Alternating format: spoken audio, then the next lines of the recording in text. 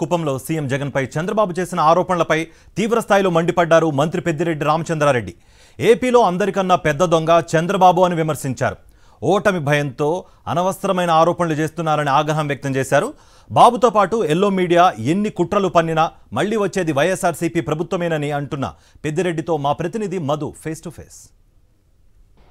కుప్పం పర్యటనలో ఉన్నటువంటి Chandrababu Naidu CM YS Jaganmohan రెడ్డితో పాటు మంత్రి పెద్దిరెడ్డి రామచంద్రారెడ్డిపై తీవ్ర ఆరోపణలు చేయడం జరిగింది. గజ దొంగలతో పోల్చడం జరిగింది. వీళ్లకు 100 రోజులు మాత్రమే ఉంది, ఆ తర్వాత వీళ్ళ భర్తం పడతాను అని చెప్పడం జరిగింది. ఈ అంశం మీద మాట్లాడడానికి సీనియర్ మంత్రి పెద్దిరెడ్డి రామచంద్రారెడ్డి గారు ఉన్నారు. వారితో మాట్లాడించే ప్రయత్నం చేద్దాం. కుప్పం పర్యటనలో ఉన్నటువంటి చంద్రబాబు నాయుడు మీతో పాటు సీఎంపై చాలా తీవ్రమైనటువంటి ఆరోపణలు చేశారు సార్. చంద్రబాబు నాయుడు గారు అంటే నీతివంతమైన పరిపాలన అందించాడు 14 సంవత్సరాలు ముఖ్యమంత్రిగా. ఆయనంత నీతిపరుడు ఈ రాష్ట్రంలో ఏ ముఖ్యమంత్రి కూడా పనిచేయలేదు. మరి అయితే నేను ఒకటే చంద్రబాబుని అడుగుతున్నాను, జగన్మోహన్ రెడ్డి గారు గజ దొంగ అన్నారు, నన్ను గజ దొంగ అన్నారు, పర్వాలేదు. జగన్మోహన్ రెడ్డి గారి స్థాయి నీకు తెలియదా అని అడుగుతున్నాను చంద్రబాబుని. రాజశేఖర రెడ్డి గారి గురించి నీకు తెలియదా, లేదా వారి తాత రాజారెడ్డి గారి గురించి తెలియదా? రాజారెడ్డి గారికి ఎన్ని ఆస్తిపాస్తులు ఉన్నాయి? ఆ రోజు రాజశేఖర రెడ్డి గారు మీ అందరికీ ఏ విధంగా మీ ఎన్నికల్లో సహాయపడినాడు ఆర్థికంగా. మంత్రి కావడానికి కూడా రాజశేఖర రెడ్డి గారు అంజయ్ దగ్గర నీకు కానీ కేఈ కృష్ణమూర్తికి కానీ వీళ్ళందరికీ కూడా రికమెండ్ చేసింది రాజశేఖర రెడ్డి కాదా? మరి దానికంతా కూడా ఆర్థికంగా ఆయన ఖర్చు చేయలేదా? మరి అలాంటి వ్యక్తి గజ దొంగ. మరి నీవేమో 2 ఎకరాలు మాత్రం పెట్టుకోమన్నావు ఊర్లో, దాంట్లో కూడా మీ తమ్ముడికి 1 ఎకరా ఇస్తే నీకు 1 ఎకరా ఆస్తిపోయాడు. 1 ఎకరా ఆస్తిపోయాడు గజ దొంగ కాకుండా ఇన్ని లక్షల కోట్లు ఏ విధంగా సంపాదించాడు? మరి ఈయన జవాబు చెప్పాల ప్రజలకు, కానీ మేము చెప్పాల్సిన అవసరం లేదు. నేను కూడా ఆయనతో పాటే చదువుతూనే ఉన్నాను. ఆ రోజు ఉన్న బుల్లెట్ ఇంకా మా పోర్టుకలో ఉంది. నేను చదువుకునేటప్పుడు ఉన్న బుల్లెట్ అది జ్ఞాపకార్థంగా ఉన్ని మా మనమళ్ళు మనమరాళ్ళు కూడా చూసే పరిస్థితి ఉంటుంది అని చెప్పి పెట్టుకున్నాము.